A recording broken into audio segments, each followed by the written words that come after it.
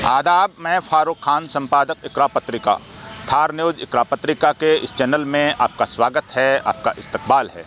आज का ये एपिसोड हम झुंझुनू जो विधानसभा चुनाव हैं, जो उपचुनाव होने वाले हैं कुछ दिनों के बाद, उस झुंझुनू विधानसभा के उपचुनाव के ऊपर ये एपिसोड बना रहे हैं। तो आप इसको आखिर तक देखें, इस एपिसोड को ज़्यादा लाइक करें, शेयर करें, सब्सक्राइब करें, ताकि ये मुद्दा है वो ज़्यादा से ज़्यादा लोगों तक पहुंच सके कि झुंझुनू का जो उपचुनाव जो होने वाला है, उस उपचुनाव के अंदर ओला परिवार आएगा मैदान में, ओला परिवार जीतेगा या फिर कोई और।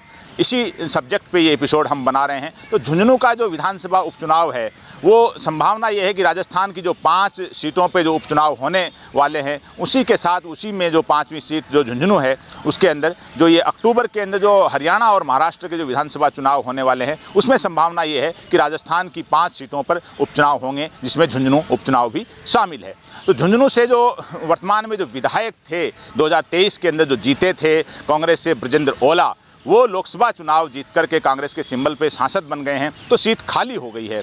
तो झुंझुनू के अंदर जो उपचुनाव जो हो रहा है, तो उसमें जाहिर सी बात है कांग्रेस और भारतीय जनता पार्टी दोनों मैदान में रहेंगी।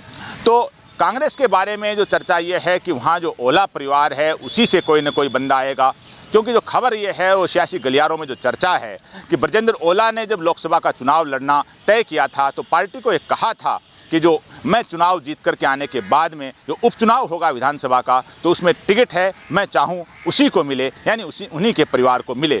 तो ये कांग्रेस में इतना एक तरह का तय सा बताया जा रहा है कि ब्रजेंद्र ओला के परिवार को ही टिकट दिया जाएगा, लेकिन दावेदार कांग्रेस में और भी हैं। तो इसी तरह जो भारतीय जनता पार्टी है, तो उसके अंदर भारतीय जनता पार्टी को अभी तक झुंझुनू में कोई बड़ी सफलता मिली नहीं है। झुंझुनू जो विधानसभा सीट है, इसकी स्थापना जो पहला चुनाव हुआ था, आम चुनाव 1952 तब हुई थी। पहले चुनाव से लेकर के 2023 के चुनाव तक झुंझुनू में भारतीय जनता पार्टी है वो 2 बार चुनाव जीती है। पहला चुनाव जो 1996 में जो उपचुनाव हुआ था, उसमें डॉक्टर मूल सिंह शेखावत हैं, वो भारतीय जनता पार्टी के सिंबल पे उपचुनाव में जीत करके आए थे। तब भारतीय जनता पार्टी की राजस्थान में सरकार थी और भैरों सिंह शेखावत मुख्यमंत्री थे। उसके बाद में जो 2003 का जो विधानसभा चुनाव था, उसमें सुमित्रा सिंह चुनाव जीत के आई थी भारतीय जनता पार्टी के सिंबल पे। सुमित्रा सिंह पहले भी यहाँ से 4 बार विधायक रही थी, तो इसलिए उसमें भारतीय जनता पार्टी का कोई बड़ा योगदान नहीं था। सुमित्रा सिंह का खुद का इतना बड़ा कद था, इसलिए 2003 का चुनाव जीत पाई। उसके बाद कभी भी भारतीय जनता पार्टी को जीत नहीं मिली। यानी 1952 से लेकर 2023 तक की बात करें तो भारतीय जनता पार्टी को कभी कोई खास सफलता नहीं मिली। एक बार 1996 में उपचुनाव में और एक बार 2003 के विधानसभा चुनाव में। और जो ब्रजेंद्र ओला हैं, जो सांसद हैं झुंझुनू लोकसभा से, वो 2008 से लेकर 2023 तक लगातार 4 बार यहाँ से विधायक रहे हैं। तो ये जो पूरी तरह कांग्रेस का गढ़ है, ओला परिवार का गढ़ है, उस गढ़ को भेदना भारतीय जनता पार्टी के लिए बहुत बड़ा मुश्किल रहेगा। और ओला परिवार को जाहिर सी बात है कांग्रेस इतना आसानी से नज़रअंदाज नहीं करेगी। तो जो दावेदारों की बात है, तो कांग्रेस में ब्रजेंद्र ओला यानी उनका परिवार जो दावेदार है, और उन्हीं को टिकट मिलने की संभावना है। इसके अलावा जो दावेदारी है, उन दावेदारी के अंदर जो सामने आ रही जो चर्चाएँ आ रही हैं, तो रिटायर्ड जो IAS हैं अशफाक हुसैन, जो झुंझुनू के जो नुआ गाँव से हैं, और वो भी मैदान में बताए जा रहे हैं। अब वो उनको कांग्रेस टिकट देती है या नहीं देती है, या वो किसी और पार्टी से चुनाव सिंबल लेकर के आते हैं, या वो निर्दलीय मैदान में उतरते हैं। और अशफाक हुसैन उस परिवार से हैं, यानी जो कैप्टन मोहम्मद अयूब खान थे, वो जो झुंझुनू से 2 बार सांसद और केंद्रीय मंत्री रहे, उन्हीं के परिवार से, उन्हीं के गांव से अशफाक हुसैन हैं। तो वो अशफाक हुसैन हैं, उनकी भी दावेदारी झुंझुनू से बताई जा रही है। इसी तरह से जो मदरसा बोर्ड के चेयरमैन हैं MD चौबदार, उनकी भी दावेदारी की चर्चाएं सियासी गलियारों में हैं कि MD चौबदार हैं, वो कांग्रेस के सिंबल पर चुनाव लड़ने की टिकट मांगने की कोशिश कर रहे हैं, वो चुनाव लड़ने की कोशिश कर रहे हैं।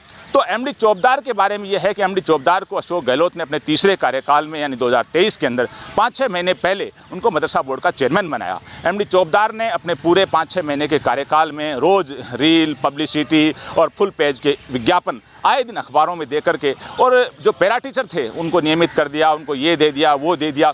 और आखिरी में आचार संहिता लगने के 1-2 दिन पहले बड़े बड़े अखबारों में फुल पेज विज्ञापन दे करके कि पैरा टीचर को बधाई हो, राजस्थान सरकार को बधाई हो, गहलोत साहब को बधाई हो, समस्त जो संविदा कर्मी हैं नियमित हो गए। लेकिन वो पैरा टीचर आज अपने आप को ठगा हुआ महसूस कर रहे हैं, यानी उनमें से कोई भी आज की तारीख में नियमित नहीं हुआ। तो MD चौबदार हैं, वो भी दावेदार हैं। MD चौबदार ने 26 जुलाई को झुंझुनू के अंदर कारगिल विजय उत्सव के नाम पे एक प्रोग्राम किया था। हालांकि जो प्रोग्राम था जो वीरांगनाओं का सम्मान था, लेकिन उसके पीछे जो वीरांगनाओं के सम्मान के पीछे जो असल प्रोग्राम था वो सियासी प्रोग्राम था, और उस प्रोग्राम से स्थानीय जो बड़े कांग्रेसी नेता हैं उन्होंने करीब सभी ने दूरी इख्तियार कर ली, यानी कोई बड़ा कांग्रेसी नेता नहीं आया। और जो प्रोग्राम के अंदर जो मुख्य अतिथि के तौर पे जो कांग्रेस अल्पसंख्यक विभाग के राष्ट्रीय अध्यक्ष हैं जो इमरान प्रतापगढ़ी, वो आए थे, और प्रोग्राम को जिस हिसाब से पब्लिसिटी की गई, जिस हिसाब से एक तरह का शक्ति प्रदर्शन करने की कोशिश की गई, जिस तरह से उपचुनाव में दावेदारी के लिए कारगिल विजय उत्सव जो मनाने की जो पूरी जो पब्लिसिटी थी, उस हिसाब से वो प्रोग्राम है वो सफल नहीं हुआ, यानी वो शक्ति प्रदर्शन है वो सफल नहीं हुआ। तो ये जो कांग्रेस की स्थिति है वहाँ पर, लेकिन अब जो कांग्रेस जो टिकट देगी, जो संभावना यही है कि ब्रजेंद्र ओला के परिवार को ही मिलेगी।